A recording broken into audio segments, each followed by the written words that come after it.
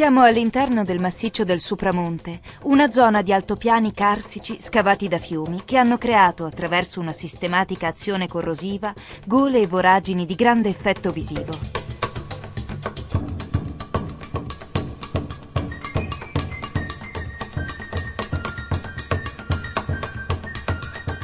Ai piedi del Monte Corrasi, il monte più bello che Dio abbia creato, secondo lo scrittore Salvatore Satta, sorge il paese di Oliena. Il centro storico, tutt'oggi ben conservato, offre una serie di scorci caratteristici. Le case, tutte vicine tra loro, sembrano sostenersi l'un l'altra. Le vie sono lastricate di acciottolato o impredau, secondo il dialetto locale. Ma l'aspetto più particolare del paese è rappresentato dai murales che decorano le facciate delle case dalla metà degli anni 70. Riproducono scene di vita paesana e le persone con le armi da fuoco non vogliono rappresentare una minaccia, ma solo un richiamo al giorno di Pasqua, quando la processione che attraversa il paese viene accompagnata da spari di fucile caricati a salve.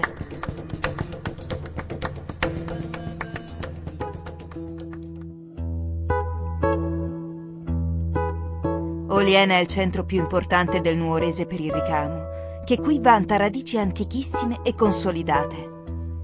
Col ricamo puoi realizzare miliardi di cose. Tutto ciò che si può ricamare si ricama. Le prime cose le ho viste a casa e poi ho avuto una maestra che secondo me è stata la più brava in assoluto ricamatrice di Oliena, e a lei ho rubato tutto quello che potevo.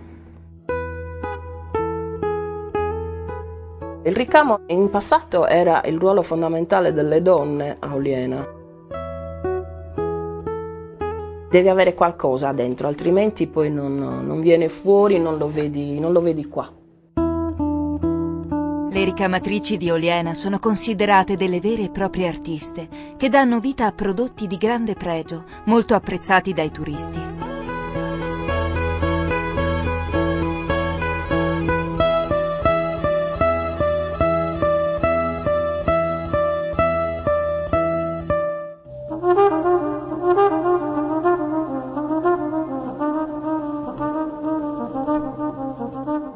La campagna nei dintorni di Oliena è ricca di fattorie e insediamenti rurali. È in questa zona che viene prodotto il vino nepente, un particolare tipo di cannonau.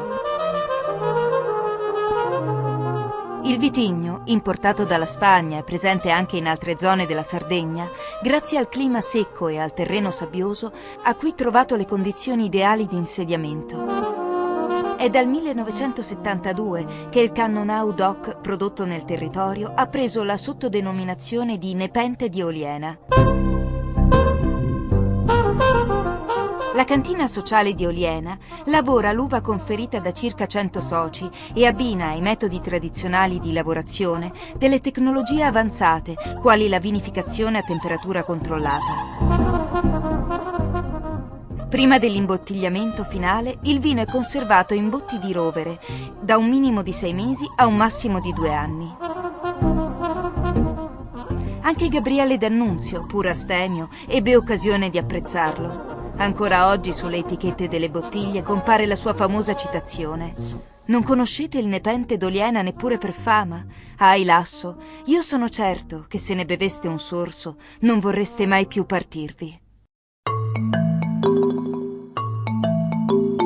Sul versante est del massiccio calcareo del Corrasi, a pochi chilometri da Oliena, si trova la più grande sorgente carsica della Sardegna, la fonte Sugologone. La sorgente, solo parzialmente esplorata, alimenta il fiume Cedrino. La fonte ha sempre rappresentato un'importante risorsa idrica e dà acqua potabile ai comuni di Oliena, Dorgali e alla Baronia. L'acqua sgorga direttamente da un fiume sotterraneo e dà vita a un limpidissimo laghetto che con le sue grotte richiama molti appassionati speleosub.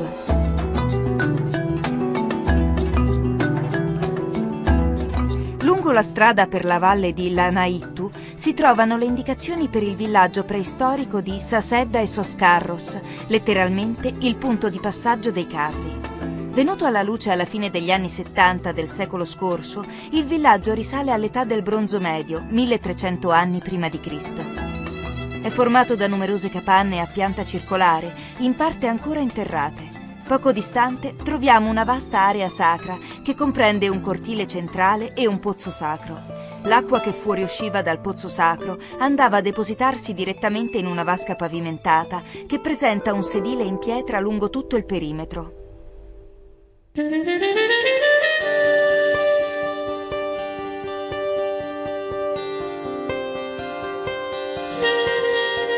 Nel cuore della Barbagia troviamo il paese di Orani. Ci imbattiamo subito nella chiesetta di Sant'Andrea, che pur ridotta quasi a un rudere, conserva ancora un bel campanile in stile gotico aragonese. La chiesa, costruita a cavallo tra il 1500 e il 1600, era il centro spirituale del marchesato di cui Orani era sede.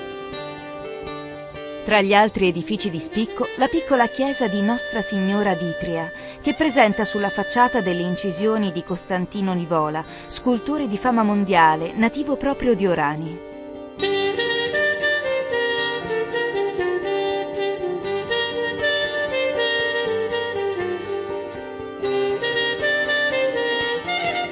A Nivola è dedicato anche il museo allestito all'interno dell'antico lavatoio del paese.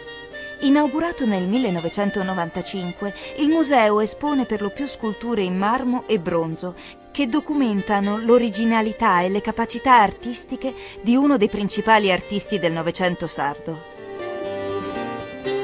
Avendo avuto la possibilità di formarsi a livello internazionale, in particolare negli Stati Uniti, Nivola ha saputo coniugare le tradizioni della sua terra natia con le suggestioni creative degli artisti della sua epoca.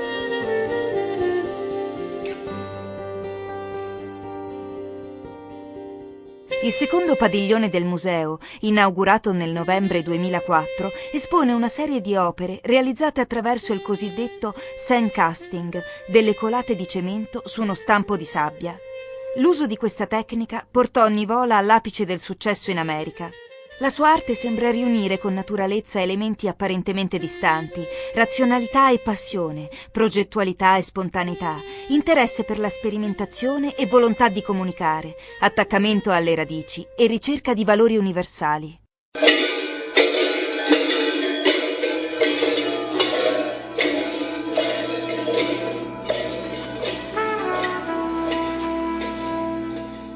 A Momoyada, centro nella Barbagia di Ololai, si conserva inalterato nei secoli l'arcaico rituale dei Mammutones e degli Issoadores. I primi sono vestiti con una scura maschera lignea fermata da un fazzoletto e dalla mastruca, una pelle di pecora senza maniche col vello rivolto all'esterno. Sopra questa una doppia fila di campanacci che fanno suonare danzando lungo le vie del centro storico. Gli Issoadores, ovvero i lanciatori di laccio, sono invece vestiti con un corpetto rosso e pantaloni bianchi, sul fianco una cintura di piccoli sonagli. Qui gli elementi sardi appaiono fortemente influenzati da temi spagnoli.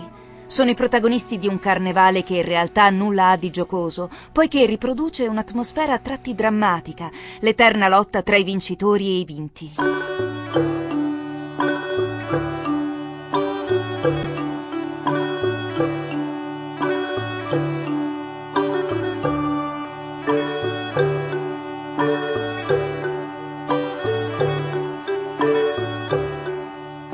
Fanno la loro comparsa nelle vie del paese in varie occasioni, il 17 gennaio, l'ultima domenica di Carnevale e il martedì grasso.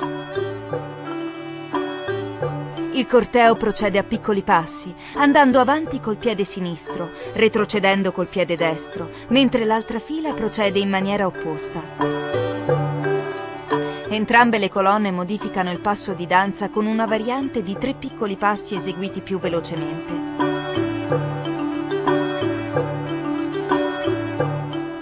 Gli Issoadores, con una fune molto leggera, fatta di un giunco intrecciato, catturano al volo le giovani donne presenti. È un segno di auspicio per la buona salute e fertilità. Percorrono il centro fino a sera, quando finalmente esplode la festa, che allontana definitivamente i fantasmi della paura.